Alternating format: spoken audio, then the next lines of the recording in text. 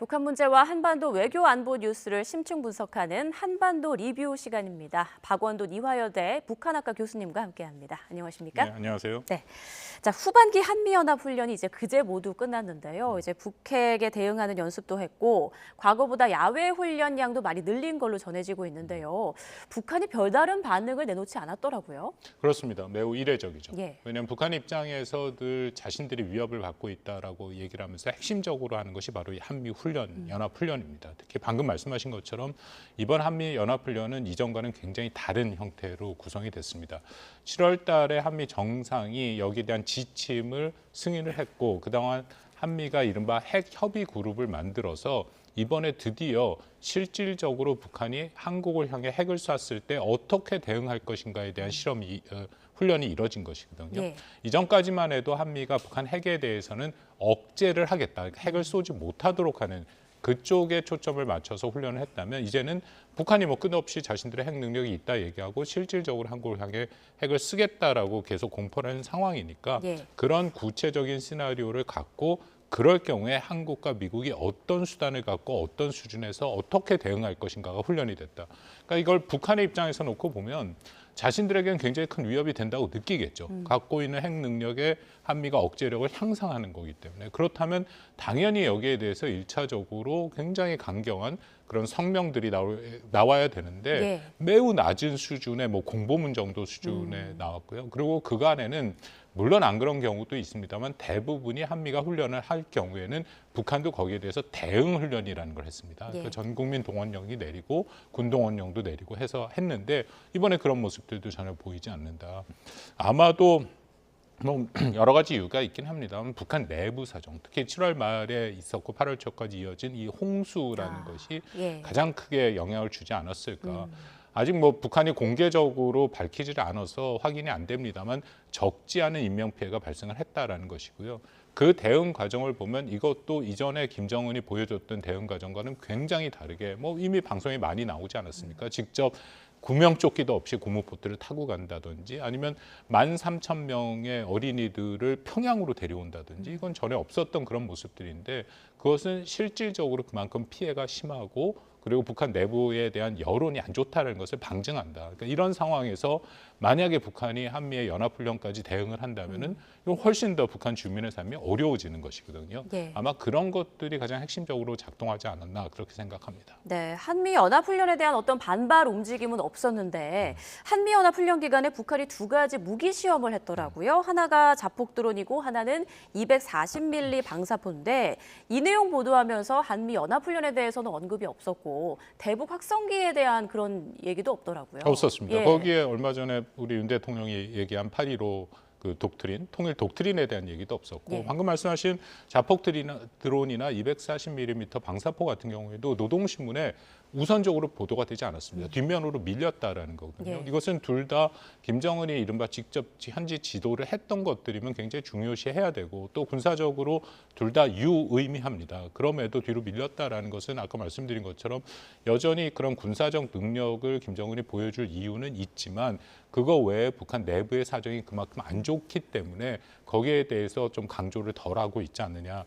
또 하나는 특징 중에 하나가 이거죠. 240mm나 이번 자폭 그 드론 같은 경우는 둘 다 재래식 무기용입니다. 네. 그러니까 이것도 어떤 특징을 갖고 있냐면 많이들 기억하시겠지만 작년 연말 연초 북한이 남한과의 관계를 대적 관계라고 선포를 했고 작년 2월 9일 김정은이 직접 참여한 이른바 그들의 건군절에서 북한의 최고의 목표 국시는 유사시 남한을 무력으로 점령한다라고 얘기를 했거든요. 그다음부터 3월부터 지금까지 끊임없이 자신들의 재래식 전력을 오히려 보여주면서 한국을 어떻게 공격을 할 것인지 그런 모습들을 보여주고 있는데 이번에는 그런 무기체계 연장선상에 있다라고 볼 수 있습니다. 그런데 북한 입장에서는 굉장히 또 모순적인 행위죠. 왜냐하면 자신들의 핵을 보유한 게 핵만 갖고도 충분히 한국을 견제할 수 있고 훨씬 더 우세했을 수 있다고 하는데 거기에 재래식 전략까지 계속 확충하고 있는 것은 거듭 말씀드립니다만 북한 내부 사정이 안 좋은데 그만큼의 제한된 자원을 더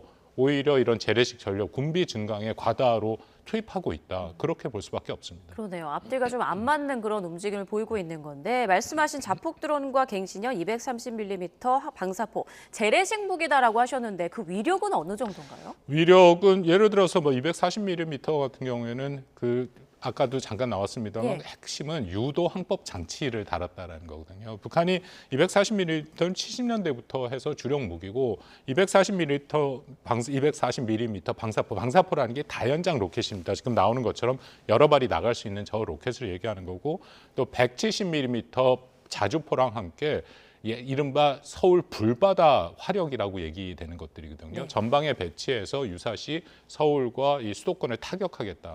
근데 문제는 240mm 방사포 같은 경우에는 유도 항법 장치가 없기 때문에 정밀 타격이 어려웠다는 거죠. 예. 그러니까 표현이 좀 그렇습니다만 대충 쏘는 형태였는데 뭐 당연히 한미는 우리가 당연히 유사한 무기가 있습니다만 훨씬 더 유도 항법 장치가 있고 정밀 타격이 강하고 훨씬 더 사거리 듣고 월등한 무기가 있죠. 근데 북한도 드디어 그것을 개량하고 있고 김정은의 말에 의하면 이제 2026년까지 이 모든 것들을 바꾸겠다 하는데요. 거듭 말씀드립니다만 뭐 필요한 무기체계이긴 한데 동시에 북한이 기억하시면 얼마 전에 250대의 그 이동형 발사 차량을 공개한 적이 예. 있지 않았습니까? 그렇죠. 그것도 홍수 한복판에 발견했었는데요. 그 무기 체계를 통해서 사실은 240mm 방사포를 사용할 수 있는 그런 군사적인 효과를 볼 수 있습니다. 근데 또 240mm를 그렇게 한다라는 것은 그만큼 재래식 전력과 또 핵전력을 같이 쓰긴 하는데 이게 과다한 북한의 입장에서는 부담이 될 수밖에 없는 상황이라고 생각합니다. 네.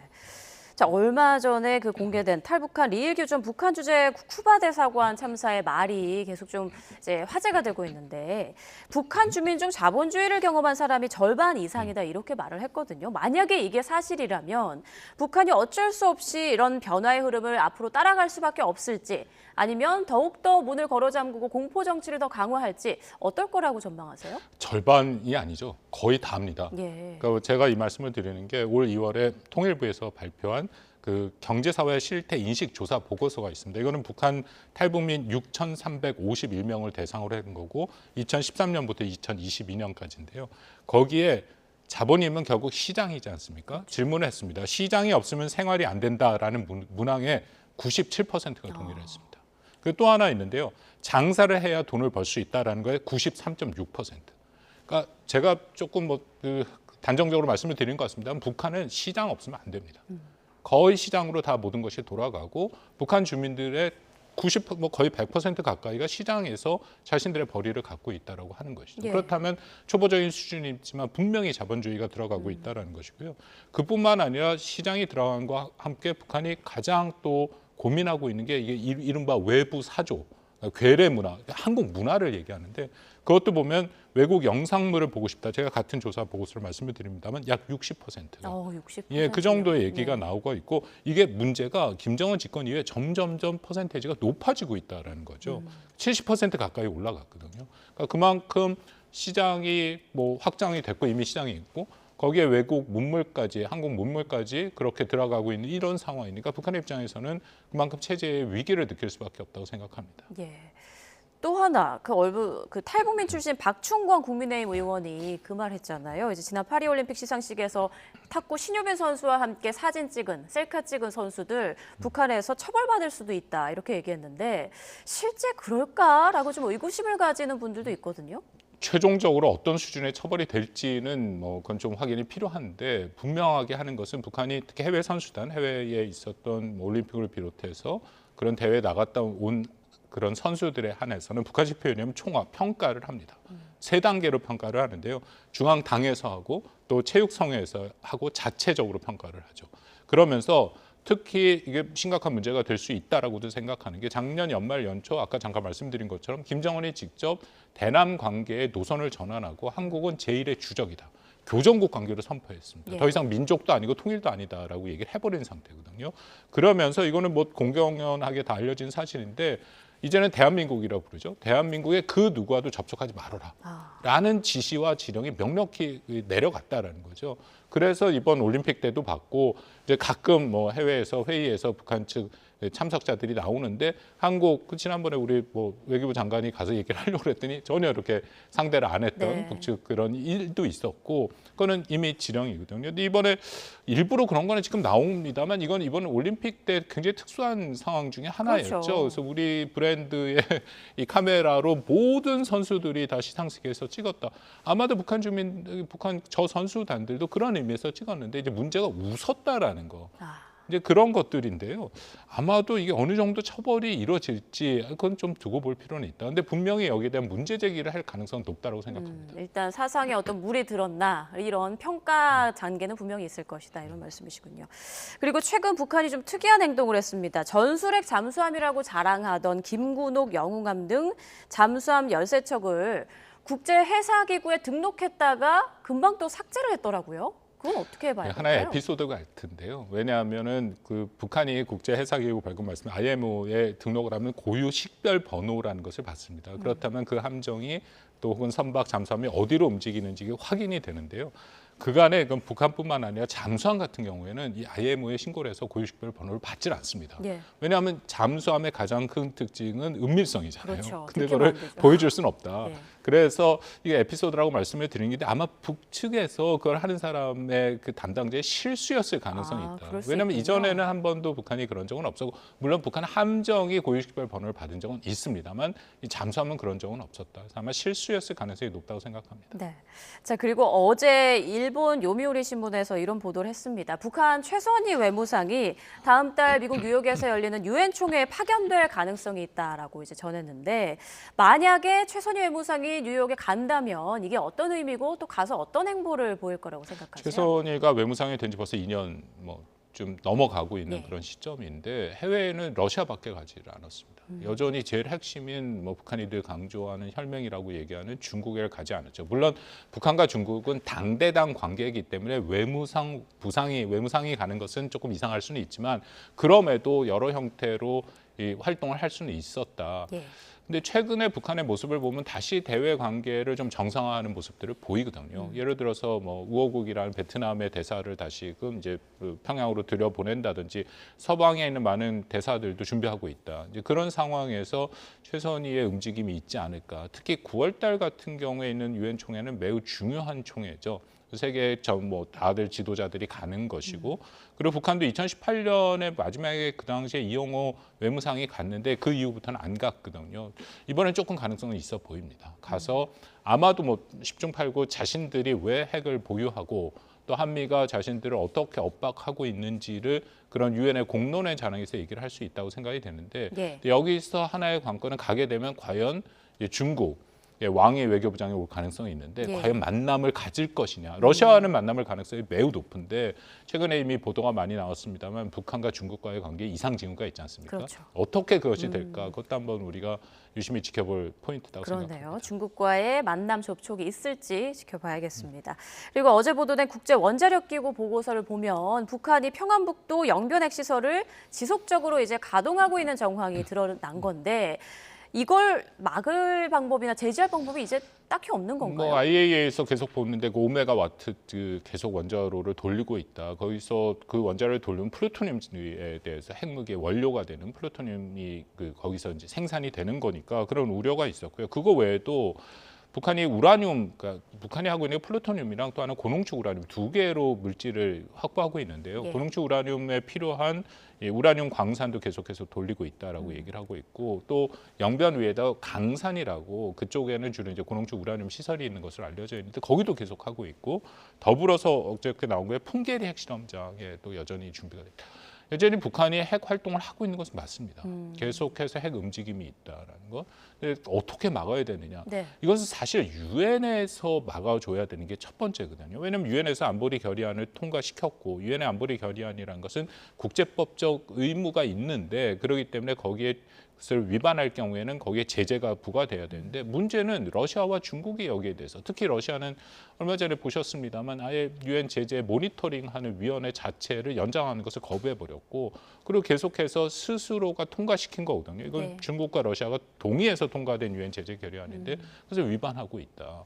그러니까 현재에서 할 수 있는 것은 우리가 하고 있는 한국과 미국 또 일본 그 나토 중심의 동맹국 국제사회와 함께 북한에 대해서 억제력을 강화하는 것이죠. 아, 그러니까 북한이 핵을 갖고 예. 있지만 우리가 억제력을 강화한다면 그만큼 북한의 핵의 효용성을 낮추는 것. 물론 근본적인 문제 해결은 되진 않지만 그런 방향으로 우리는 준비해 나가면서도 어쨌든 국제사회와 협력해서 이 불법성을 계속 얘기하고 그리고 어떻게든지 이 제재를 계속 유지하고 강화하는 방안을 모색하는 것은 중요하다고 생각합니다. 그렇군요. 자, 마지막 질문 좀 드리겠습니다. 다음 달 북한에 이제 여러 큰 행사들이 예정돼 있더라고요. 북한 정권 수립인 1인 구구절이 있고 그리고 10월 10일이 이제 노동당 창건 기념일인데 해마다 이때를 계기로 도발을 하거나 어떤 내부 결속을 다지는 행보들을 보여왔는데 이번엔 어떨까요? 특히 북한은 5년, 10년이 꺾어지는 해, 정주년이라고 할 때는 그것을 굉장히 크게 기념을 하죠. 그래서 이번엔 정주년은 아닌데요. 근데 우리 계속 말씀을 나눈 것처럼 북한이 좀 이상하긴 합니다. 왜냐하면 한국에 대해서 도발을 하거나 거기에 대해서 강력한 대응을 할 만한 굉장히 많은 여러 가지 일들이 있었는데 조용하다. 그것은 두 가지로 볼 수 있는데 제가 거듭 말씀드린 것처럼 북한 내부 사정이 안 좋기 때문에 일단은 내치에 집중하는 그런 모습을 보인다. 근데 북한이 이 내치에 집중하면서도 문제가 잘 해결이 안 될 경우에는 외부의 위협을 갖고 오는 그걸 이제 흔히 피포위 의식이라고 얘기하거든요. 포위당했다. 외부의 위협을 부각하는 행위를 합니다. 네. 그렇다면 아주 굉장히 강력한 도발의 가능성도 여전히 있고 그리고 계속해서 얘기가 됩니다만 미국의 11월 대선 이전에 만약에 북한이 7차 핵실험을 하게 된다면 이거는 분명히 트럼프 후보한테 유리하게 될 것이다. 그래서 그 가능성도 계속 얘기가 되고 있고요. 조금 정말 조심스럽습니다만 북한이 그런 강력한 도발을 하기 전에는 오히려 좀 이렇게 잠잠하고 소강 상태를 갖고 오는 게 있다. 근데 지금 사실은 일정 수준 소강 상태를 좀 보이고는 있거든요. 그러니까 그런 모든 가능성을 놓고 대비할 필요는 있다고 생각합니다. 네, 어쨌건 예전과는 확실히 다른 움직임을 보이고 있는 북한 계속 좀 예의주시해야 될 것 같습니다. 지금까지 이화여대 박원gun 북한학과 교수와 함께했습니다. 고맙습니다.